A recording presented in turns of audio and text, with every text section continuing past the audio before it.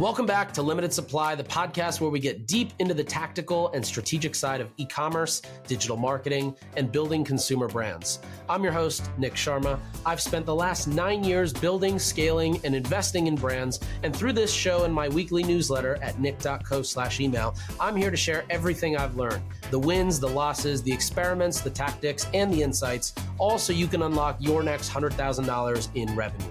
Today's episode is a good one, but before we dive in, let me tell you about our chosen sponsor for this week's episode. Here's a lazy retention strategy. Send every shopper the same abandoned cart email and hope it works. Most brands still do that, and it makes no sense. Your shoppers are not the same. They look at different products, different colors, different price points, and they all need a different reason to come back. Instant does the opposite. It looks at what each shopper actually did on your site, then sends the email that person should get. The right product, the right message, the right offer. It's like you had somebody manually writing the perfect follow-up for every single shopper, except it all runs automatically.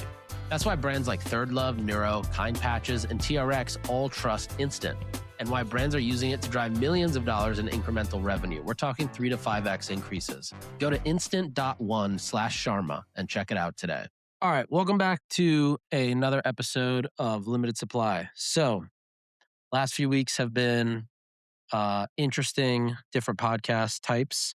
And one thing I'm getting as pretty much consistent and common feedback is everybody likes the kind of the breakdowns or going deep on something. So I'm going to try to continue this trend where, instead of focusing on multiple things within a single episode, I'm going to just go deep on one thing per episode. And, if you have ideas for what those things are, send them over. I'm also always kind of thinking of different ideas based on conversations I have with brand owners, with marketers at brands, with different people on the agency side, with people on the SaaS side, just kind of all different parts of the ecosystem. And of course, then me as a, human marketer going through and doing the things, I'm always thinking of ideas that could help, whoever listens to this thing, basically jump ahead of others, or kind of learn things faster, or basically get a couple of nuggets that help you out. So that's kind of how I am always thinking about the podcast, is really like, all right, what could I talk about that would be helpful and allow you to do something. You can listen to it now, you can do it later today, or do it tomorrow, right? And it should ideally make you money. So that's kind of my classification. If you have ideas for that, DM them to me on Twitter or email them to me, nick@nick.co. It's just NIK@NIK.co. For today's episode, I want to talk about the bootstrapped 0 to 1, how you get started kind of playbook. And, this is something that a lot of go-to-market agencies might hate to hear me talk about, because I'm going to basically give you the shortcut of how to do it yourself. Now, I'm also still technically an agency guy, right? I sold Sharma Brands, but I'm the chief growth officer at Lunar Solar. So, hopefully they don't get mad at me for this episode as well. But, I really think that if you're somebody who is bootstrapped 0 to 1, you're not really hiring agencies in the first place. So this is a different customer. Now, there's a lot of brands that I've worked on, and other agencies have worked on too, that are launching, but they might have venture funding. They might have it might be a second time founder who's putting some money into it. So they've got those resources to go and do these things. And part of what you're also getting with an agency is agency, right? Like, you're getting the project management, you're getting the QA, you're getting the strategy, you're getting the thinking. So this isn't necessarily a dig on agencies by any means, because agencies aren't just hands to do work, right? They're also like a lot of other layers on top, or at least the good ones are. But today's episode is a great one if, either you're completely bootstrapped, you're looking to do something on a shoestring budget, right? I'll tell you all those tips. And, or let's say you're just looking to test something on the side. Maybe you've got a brand that's already cooking. That might be your main thing. This might be a fun way to just test something on the side. So, that's what I'm going to go through. And if you've got questions, shoot them to me by email, DM them to me on Twitter. I'll try to help you out there. And all right, let's get into it. So this podcast was actually inspired by somebody who emailed me from a couple of episodes ago where they were basically going off the AI episode and kind of basically saying like, hey, I'm like a 1 to 3 person team. I'm trying to figure out how to go to market and how do I do all these things? Like, do I have to go hire a web agency and pay 6 figures for a website? Do I have to go do these expensive things? Do I have to use this kind of tech? Do I have to use this or that? And so that's what today's episode's inspired by. But the one thing I want to start with is, everybody kind of starts with like the brand and the website. But the one thing I want to start with is even before that, which is kind of like the wedge. So, before you touch the website, before you hire a designer, or before you even think about like your colors, right? Um, what is your wedge? Like, what in a crowded category, what is the clear, the sharp, the reason that somebody's going to pick you over the other 47 options that are available in your category? It might be innovation in within it, using an ingredient like David Barr's got their secret ingredient for protein. Armra came, their ingredient was basically colostrum. They were kind of first to market, so for them it was technically innovation. It could be Update, which is an energy drink. They use paraxanthine, which is like an altered version or an extracted version from caffeine that doesn't have the crash. So it could be something like that. It could be innovation in the sense that, like Jolie brought bringing the filter head to the shower. It could be innovation like 8 Sleep actually building software on top of a mattress pad. So there's all these different ways to kind of have your wedge. But the thing you really need to get clear on, both with your brand and going into the exercise of building what that brand looks like or how it comes to life and the identity and the tone of voice and the messaging. And also, like as a team, is what is our wedge? What is the reason that people are going to come to us? Is it price? Is it that we have, access to get into places that our competition just cannot get into, right? Like distribution's our wedge. Is it that is it that like my dad owns the factory? Um, and because of that, we get dirt cheap pricing on materials and production, which gives us more room to spend on marketing. And that's why we can get ahead. So you got to really figure out your wedge, both from an internal standpoint, like what is our reason as a team we can win, but also from the consumer standpoint, like what's the reason I'm going to go buy this product over the other. And to be honest, most brands like just don't have one.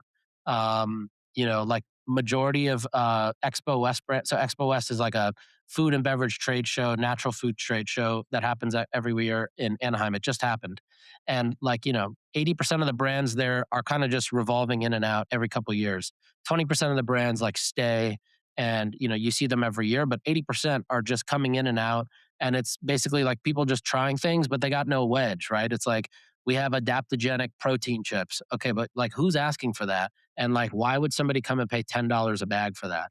So, anyways, think about your wedge, right? Another thing that I would also add in here is think about the wedge for each channel.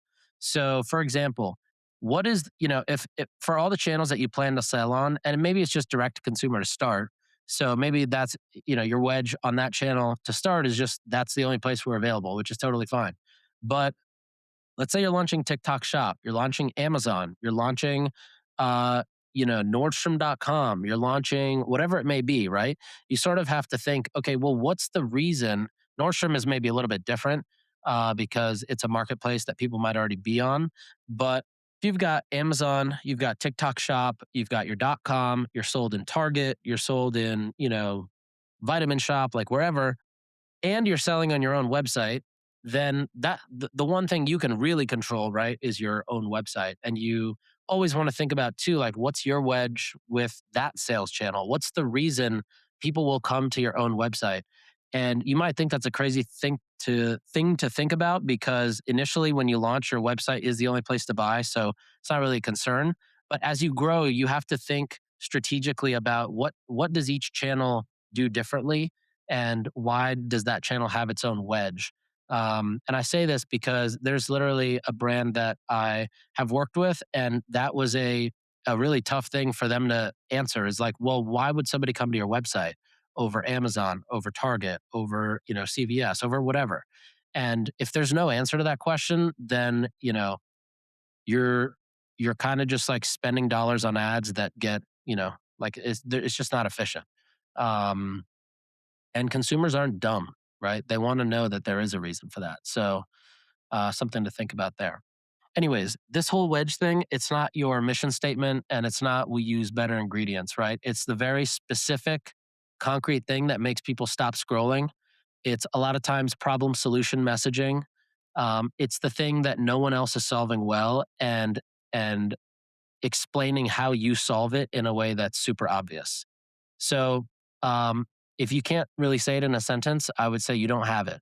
And if you don't have that in a single sentence, I would say don't move forward with the idea and sort of get to that next stage, because all the nicest website branding, apps, tech stack, emails, SMS, everything you can think of is all good. But like, if the core thing at the end of the day, which is what the product is that people are buying, is not delivering and doesn't have a wedge, you're going to spend money to get to the point where somebody's got the product in their hand, you know all the vendors, all the acquisition costs, et cetera, the shipping, and then somebody's going to get the product and be like, oh well, I'm never buying this again, and neither am I going to tell anybody about it. So you're just going to be swimming upstream. And that's a very real problem that happens a lot, almost too much. So be careful of that. The next big part is the website. So I'm speaking on this episode from a standpoint of like there's literally a brand that I'm about to start working with that's been around for 15, 20 years, has not been able to, kind of get to that next level. And I'm going to basically run this exact playbook. So this is the playbook that I made, that we're going to run. So I'm just sharing it with you. And this is, me, I'm an Indian guy. I'm cheap. I like things done efficiently, quick, on my own terms. So that's basically what this whole episode is. All right, part two is the website. So this is your storefront, your sales team, your brand experience all in one, right? People treat this like a template that they fill in, unfortunately, which is the wrong way to go about it. Now, the way I like to think about the website is essentially think about like Rodeo Drive in LA or Fifth Avenue in New York, right? These are iconic streets and they're all competing for people who are just there to walk down Fifth Ave and see which window pulls them in. So, these websites need to be just as good as your Fifth Ave storefronts. From a design and development standpoint, they should be like every piece of the website needs to earn its spot. It needs to be fast. It needs to be clean. The design, the copy, the layouts, the content, the modules, the way that everything works together needs to be intentional. Meaning, you should be able to answer why every single element of the website is the way it is. Right? You should have a reason for that. Mobile first, obviously. You want to make sure the homepage has one job, which is just to get people to understand what you sell and why they should care within 3 seconds. And kind of the rest of the things with the website that come with it. So making sure it's got good merchandising, it's got a good navigation. Like, I would definitely not ever settle for the default Shopify navigation, right? You want to be able to guide people through, with navigation, through a story, not just product categories. You want to make it kind of editorial, kind of fun. Like Parachute Home is a really good example, one of my favorites that we've built. Same thing goes with your cart. You want to make sure you have a custom cart. You don't want to have what's default, which is add something to cart, go to a separate URL that's entirely a cart with nothing else on it, no value, nothing. And then you actually go to checkout. You want to make that a lot more efficient. Landing pages, listicles, the ability to not only put those up and build those, but also do those in a way that you're, like, again, none of this is using agencies. This can entirely be done basically two ways, actually. One is you find a theme, like either on the Shopify theme market, which you could just Google Shopify themes for sale and you'll find it right there. There's also a handful of other probably great marketplaces you can go find themes from that, companies out there exist that just build and continue to update themes that are really easy to manage and edit. So you can go that route where you basically pick a theme that's maybe, 65, 70% of the way there. And then you could either work with a developer, you could either work with Claude or Manus to basically, figure out how you do that. Or you could just kind of do it yourself, basically. So the other way to do it is you kind of piecemeal a couple of different options. And basically, my recommendation in this other option, part two, or option two rather, is essentially, um, find a freelance designer who really understands web design and really web design slash like conversion rate slash performance marketing, because you don't just want somebody who understands web design. You want somebody who understands how to think about consumer journey as well. And then I would pair that with maybe like a offshore developer, either in Ukraine, in India, in Sri Lanka, in Serbia. Those are all countries I've hired from and have great success. So either find a theme and then, either use a developer on top to kind of get that last 30% of customization, work with one of the AI models to do it yourself. Um, or option two is you don't kind of go off of a theme, but you work with a designer and basically do a full custom design within Figma and then work with a developer to do a full development. And if you do the second option, depending on how senior level your designer and developer are, which again, depending on what you're trying to build and how you're trying to come to market, you don't have to have the equivalent of a six-figure website right at launch, right? So it could cost you anywhere from maybe 10K on the low end for decent designer, decent developer to build you a decent website. And by decent, I mean like solid website. Like I would approve of that website. All the way to, if you get like a super the equivalent of a six-figure website, you could probably get that down for like a third the price. If you kind of piecemealed it yourself and did all that. The third option is like that, paying that six figures. And that's where you get the design development, but also all that strategy and thinking there. My thinking personally, as I guess somebody who already knows this, so I have somewhat of an advantage. But if I didn't, the way I would basically go about it is work through it with something like Claude, right? Like here are a ton of websites that well, actually, I've even used Claude to audit websites and be like, audit this website like Nick Sharma, the DTC guy, would, based on everything he's put out on the internet, and it will give you a full audit. So I would probably just tell Claude, yo, make me a wireframe based on how Nick Sharma would. For here's the brand brief or the product brief, and then start editing it from there.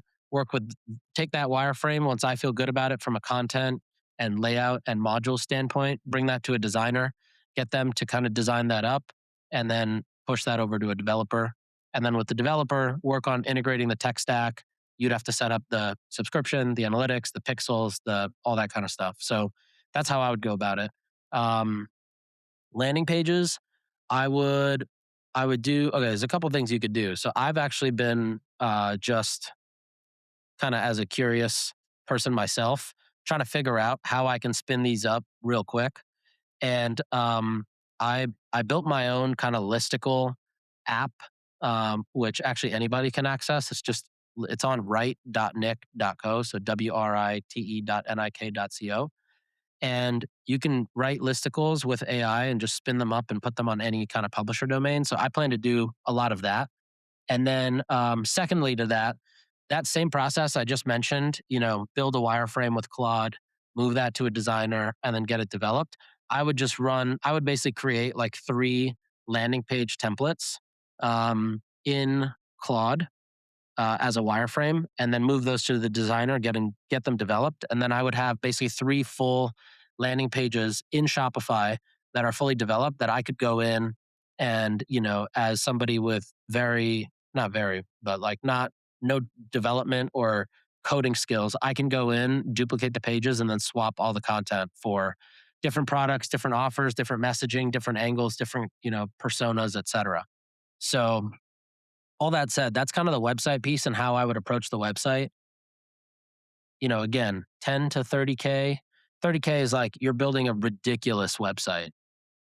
Most should probably be like 10 to 15, maybe 17, 18K. And, you're getting something that feels really custom. It feels clean. It feels like very heavy on the brand side, but also is very thought through from a performance and conversion standpoint. And again, like the thing that just popped in my head is just me reiterating to you to use tools like Claude or, ChatGPT is like the guy you go to get a drink with after work, but ChatGPT is not your coworker. I would make sure you're jumping on Claude for stuff like this. Time for the retention tip of the week, brought to you by Instant. Here's a stat that should make every e-commerce operator uncomfortable. Roughly 98% of your site visitors leave without buying, and you can only email the 2 to 5% who opted in and are actively cookied. Everyone else, ghost.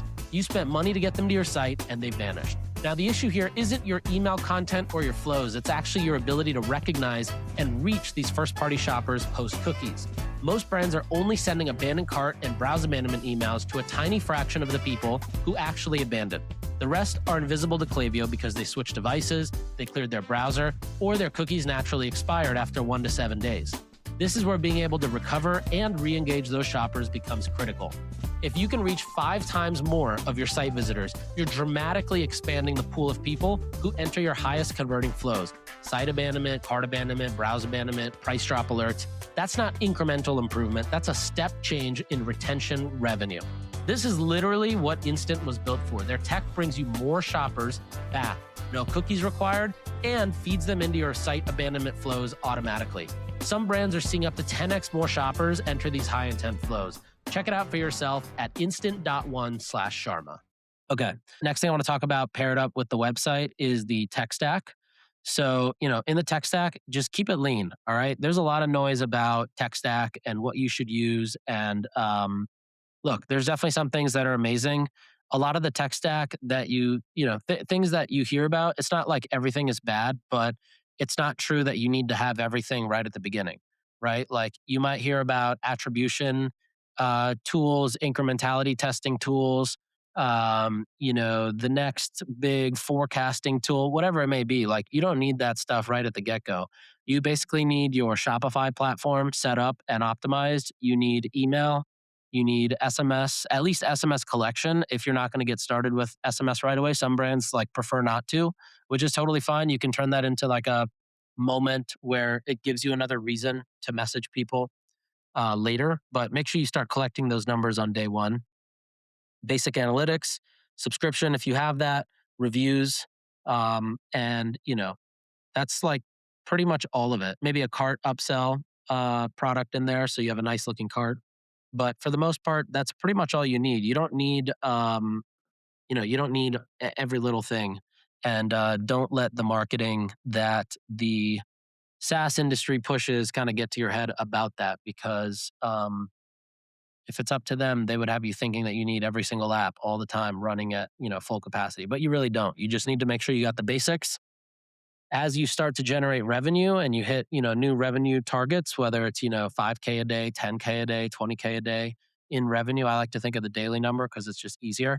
Then you start to think about, okay, well, how do we incorporate tools like this or tools like that, or things like catalog management, or things like, maybe we should try using generative X, right? All right, but I do want to touch on email and SMS. So this is kind of your owned channel. Besides your website, this is the other real estate that you own. Difference is this is more of a push method, meaning you can push it to them, whereas a website requires them to come to you, right? You can't like push your site unless you've got some way to put a push notification, either through maybe like an app clip situation or wallet pass. But I feel like the wallet pass companies have kind of died out. I don't know. Seems like maybe nobody really used them. I never once used a wallet pass, and I had one for a handful of different brands. So maybe that's died out. Maybe the app trend makes a comeback with how easy it is to build apps. But I don't know. Well, that's yet to be seen. But email and SMS is a thing that you own. Yes, you have to spend a little bit of money, to send SMS messages or based on your like Klaviyo list size. However, it's much cheaper than like just running ads. So a couple things you want to make sure you have is basically automated flows on email and SMS. So, these kind of run in the background and make you money while you sleep. This is the welcome series, your abandoned cart, abandoned checkout, abandoned, site, post purchase, win back. They should all be built, tested, and live before you drive like serious traffic. It it blows my mind how many brands will start their journey spending on paid ads, but will not have a proper email form capture on their website, nor will they have emails that they're actually paying attention to, right? Like when you start, your growth funnel is not just ads and website. Most people think it's just ads, but it's really ads, website, email form capture or capture form, and then the actual like emails that they get. Because most people are just going to, think about your conversion rate. Let's say you start and your conversion rate's 2%.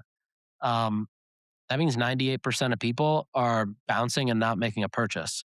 Let's say your email capture rate is 3%, which is the average on Klaviyo.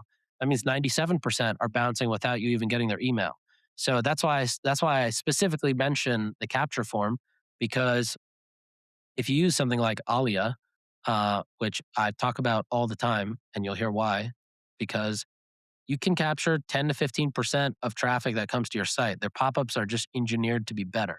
So let's say you even capture, 8%, right?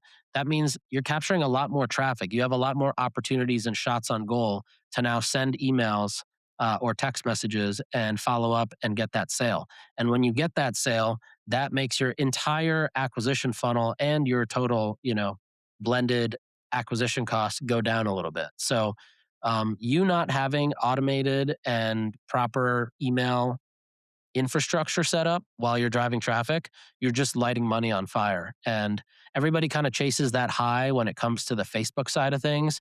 For some reason, people don't like to chase the high as much when it comes to the Klaviyo side of things, but you need to. Like, don't let yourself spend on ads without doing that. And then the same thing goes with campaign emails. So as you're building this, these are basically your regular cadence of send. So product drops, content, education promotions. I always like to think about what can you send here that somebody can bring up later at a dinner table conversation. That's kind of like my barometer of like what is a good thing to send is what can you tell somebody that turns into a good dinner table conversation. So don't just send emails to send emails, right? That means you're just sending kind of like BS, and that's not something that somebody's going to bring up at the dinner table. But as you're building your email list, you want to make sure you're sending them things of value. Let's reiterate that point again. But you're make sure you send them things because those are again more chances somebody's going to get to learn your brand better, get to know you better, get to know your products better, why they're great, and or maybe figure out a reason that they should be consuming your or using your product.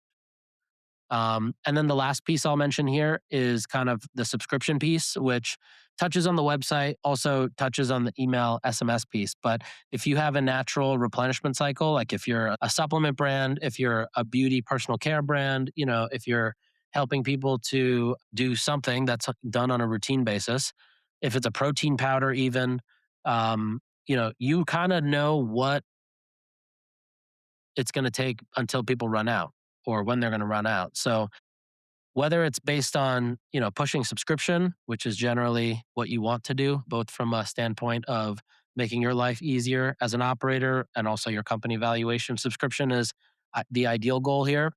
Otherwise you can use email, SMS, and some level of remarketing ads, kind of retargeting existing buyers to basically remind them to purchase.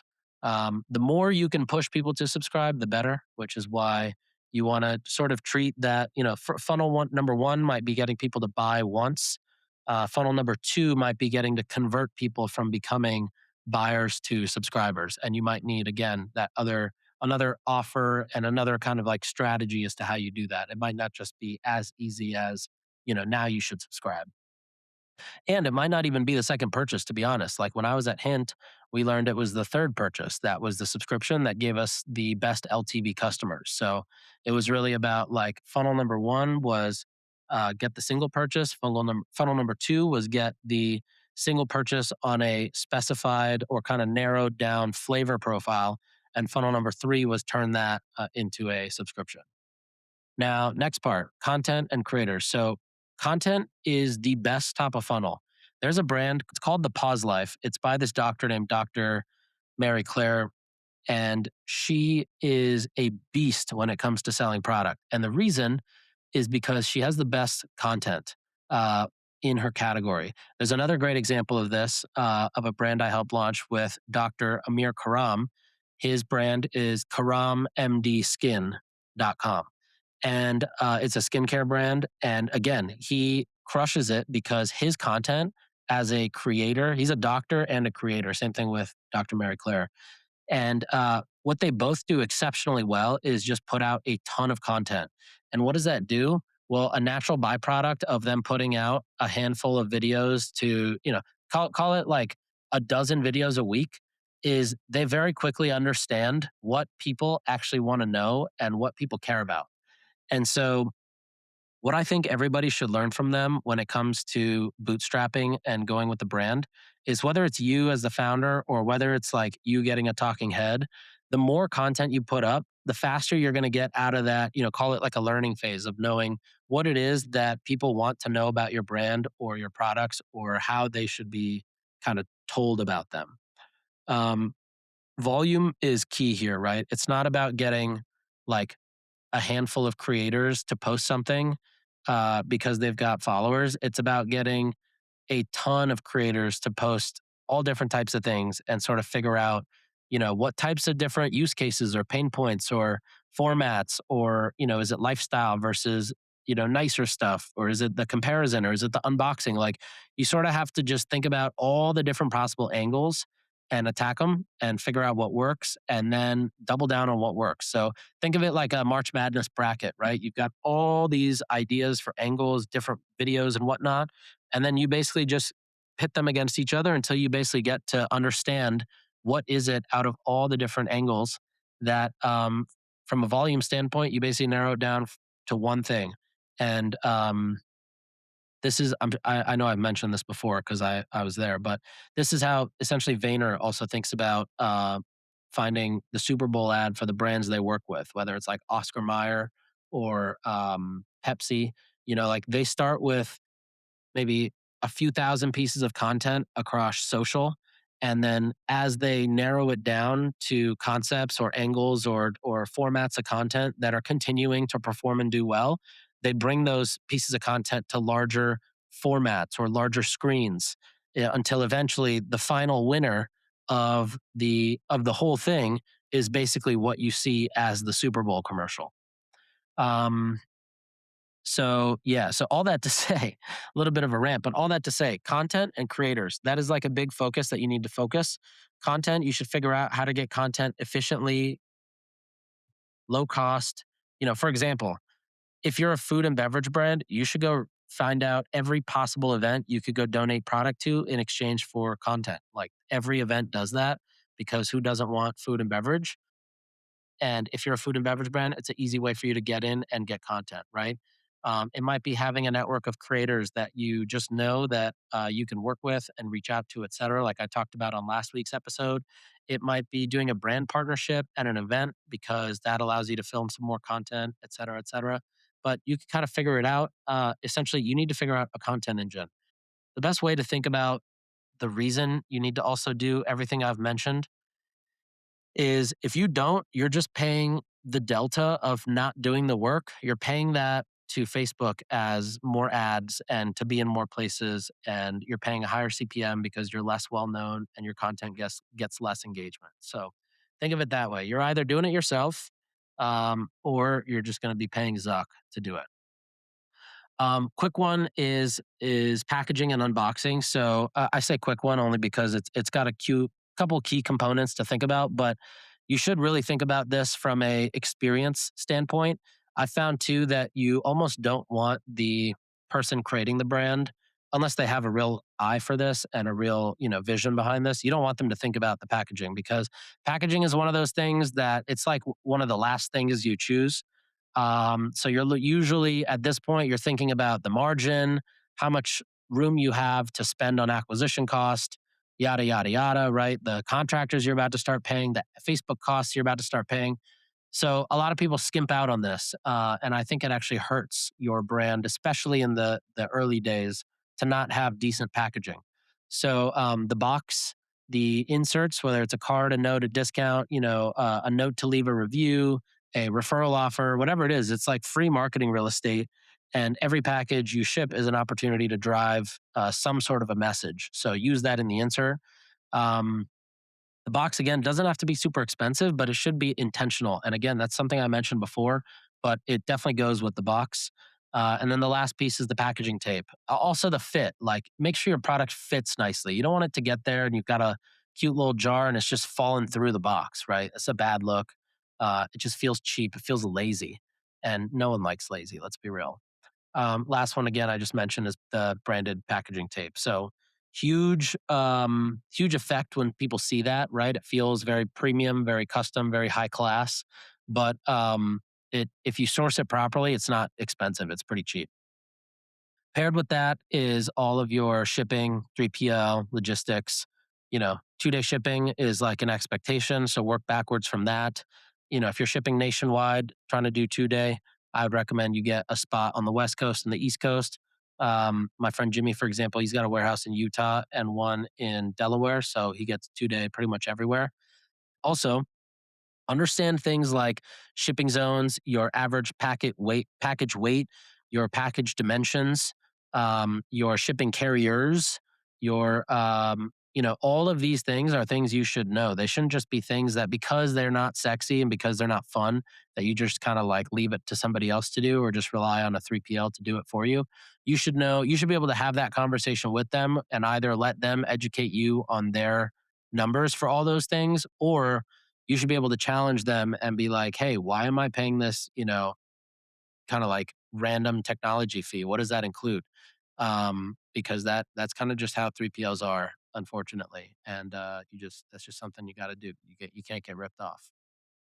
All right. Last thing before we get into like the real last thing is basically your kind of paid media and ad creative approach. And, we talked about the content stuff shortly, but you also need to think about the distribution of that content. So there's also obviously like putting it out organically through creators, through your own channels, through email, whatever. But there's also ads, and Facebook ads are essentially meta ads, is where more people are going to start and basically figure out if they've got product market fit or if they've got something viable here. So I'm not going to go super deep into Facebook itself, but Facebook ads is a key part of it.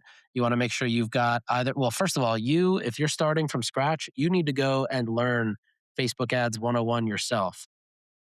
Refuse to accept that any founder is too good to go and learn Facebook ads, because truth is, if that's the way you think, you're about to get ripped off by whoever you hire, because 8 times out of 10 the people that are getting hired, right, like these are people who've got 12 clients maybe. um, you're not the number one priority for anybody except yourself. So that's why you need to go learn Facebook ads and make sure that you can understand what's going on. You can double check things. You can suggest things. You can look at patterns and start to realize things. If you can't do that, then you should not be in CPG. You should really go find something else to do. And then the second piece is thinking about the ad creative. So we talked about the content engine or the content conveyor belt that is kind of helping you basically tell the story in different ways, but you also need to think about how does that then turn into actual ad creative. So whether it's static images, whether it's video, whether it's UGC, whether it's founder to camera, whether it's testimonials, you need to think about testing hooks, formats, angles, right? The creative like testing, it never stops.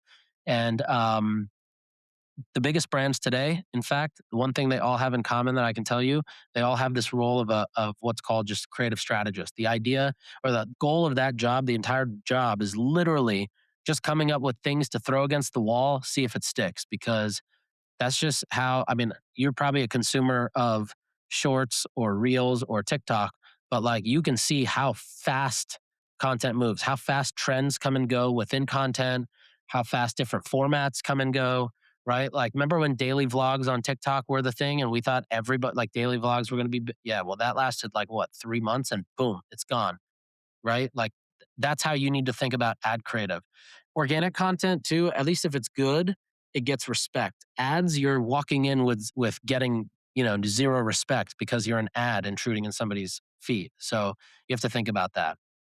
Now, the last thing I'm going to say here, I know I've been ranting for quite a bit, but the last thing I'm going to say is you need to have some level of hustle here. This is your you know how Facebook has the learning phase when you start running an ad? This 0 to 1 where you're getting up and running, especially if you're trying to do it bootstrapped or in kind of like in a cost efficient manner, you need to have so much discipline when it comes to speed and kind of how fast you're moving on testing things and moving away from things that aren't working. You need to be shipping things daily here, not weekly, not monthly. You need to be looking at data constantly. You need to be asking questions constantly. This is the hardest part of any brand is 0 to 1. Once you get to 1, it slowly starts to get easier. But the 0 to 1 is where the most time is usually lost because you've got to figure out how to take this thing that you think is so great and turn it into something that the majority of people, or not majority of people, but turn it into something that other people start to think is also just as great. And also buy into it with the same vision. Because somebody could also think something's great, but then if they don't buy into it, then you're stuck with like a one-time purchaser. And it's not easy to build a massive business on one-time purchasers unless you're selling like 8 sleep mattresses. But even then, like I'm a 4-time purchaser at this point. So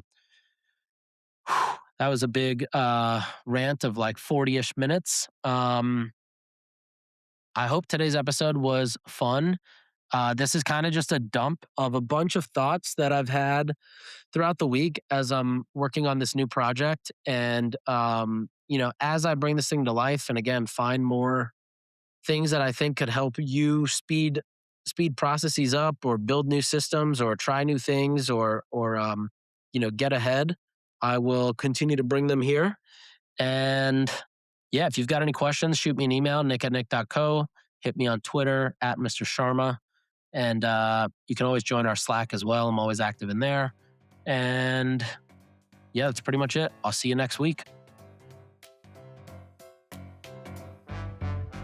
Thanks for listening. We'll be back next time to cut through the noise on CPG, retail, and e-commerce. If you enjoyed this episode, why not share it with a friend? And be sure to subscribe wherever you listen so you don't miss the next one.